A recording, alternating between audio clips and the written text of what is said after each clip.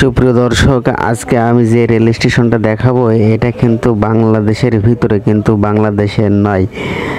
এটা এই রেল স্টেশনটা শুধু ইন্ডিয়ার লোকের জন্য। দেখুন কত সুন্দর এই রেল স্টেশনটা। আসসালামু আলাইকুম ভিউয়ার্স, আমি ইয়াসিন ব্লগের পক্ষ থেকে সবাইকে জানাই শুভেচ্ছা এবং অভিনন্দন। তো আজকে আমি এসেছি ইন্ডিয়া হয়ে বাংলাদেশে ঢোকে যেই বর্ডার ক্রস করে যে রেল স্টেশনটা বাদে সেই রেল স্টেশনে, কারণ ইন্ডিয়া থেকে বাংলাদেশে আসার জন্য গেদের বর্ডার হয়ে দর্শনা দিয়ে আসা যায় বাংলাদেশে, আরেকটা আসা যায় বেনাপোল দিয়ে। এগুলো আছে বাংলাদেশে আসার বৈধ পথ। তো এর ভিতরে যে আমাদের আমি আজকে দেখাচ্ছি এটা হচ্ছে গেদের বর্ডার হয়ে যারা বাংলাদেশে আসেন তারা এসে আসার পথেই এই রেল স্টেশনটাই চোখে পড়বে আগে।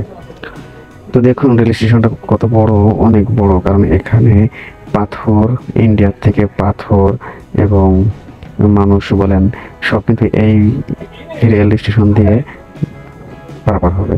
কারণ এটা কিন্তু বাংলাদেশের কোনো মানুষের জন্য এই রেল স্টেশনটা করা হয়নি। এখানে শুধু ইন্ডিয়ার মালপত্র এখানে আসবে, আর এখান থেকে ইন্ডিয়ার মানুষই আবার যাওয়া আসা করবে। আবার যদি এইখান থেকে ইন্ডিয়ার মানুষই কিন্তু ওই ট্রেনে উঠতে পারবে। এটা শুধু ইন্ডিয়ার জন্য করা, কিন্তু এটা বাংলাদেশের ভিতরে। যখনই ট্রেন আসবে ইন্ডিয়া থেকে, এই যে এই লাইন দিয়ে ট্রেন আসবে, এখান থেকে গেদে হয়ে ট্রেন যখন আসবে তখন আসার সাথে সাথে এর ভিতরে যখন ঢুকবে তখন দুই সাইড দিয়ে গেট আছে, গেট দিয়ে দেবে। আর যখন ট্রেন চলে যাবে তখন গেট খুলে দেবে ওই সাইডে। দেখুন কতটা লম্বায় এই রেল স্টেশনটি।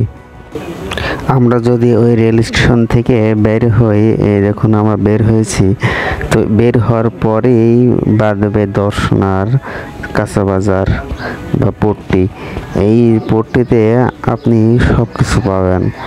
এখানে শাকসবজি থেকে শুরু করে মাংস সব কিছুই এই পাশে পাবেন। এটা কিন্তু দর্শনার মেন বাজার, কারণ এখানে আপনারা অনেক গোছালো একটা পরিবেশের সাথে এখানে সব ধরনের মাল কিনতে পাবেন।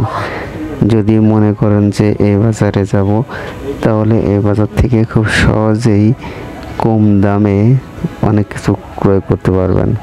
আমি যেহেতু হেঁটে যাচ্ছি এই জন্য আমার কেনাটা একটু কাঁপছে।